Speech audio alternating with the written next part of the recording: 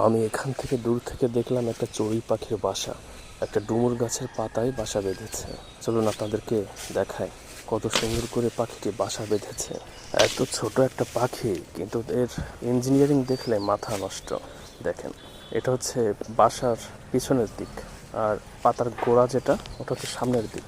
আমি দেখানোর চেষ্টা করছি, দেখি এর ভিতর ডিম অথবা বাচ্চা আছে কি। আল্লাহ, এত ছোট একটা প্রাণীর ভিতরে এত সুন্দর নির্মাণ শৈলীটা দিয়ে রেখেছে, দেখে আশ্চর্য হওয়ার মতো। কোথা থেকে এই পাতা জোড়া লাগানোর আঠা নিয়ে আসে পাখি, কেউ বলতে পারে না। এত ঝড় আসে, কাল বৈশাখী ঝড়, তারপরেও এই বাসা কিন্তু ছিঁড়ে যায় না, বাসার মতোই থাকে।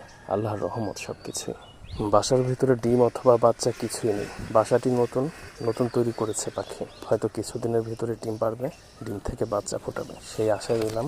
যদি বাচ্চা ফুটে পরবর্তীতে আমি সেটা আপনাদেরকে ভিডিওতে দেখাবো। ভালো করে দেখেন বাসার পরিবেশটা, বাসার ইঞ্জিনিয়ারিংটা। কোনো প্রকার ঝড়, বাতাস, বৃষ্টি এর ভিতরে প্রবেশ করবে না। দেখেন, আপনারা কি এরকম বাসা আগে কেউ কখনো দেখেছেন? দেখলে কমেন্টে অবশ্যই জানান এবং তার ছবিটাও দিয়ে যাবেন অবশ্যই।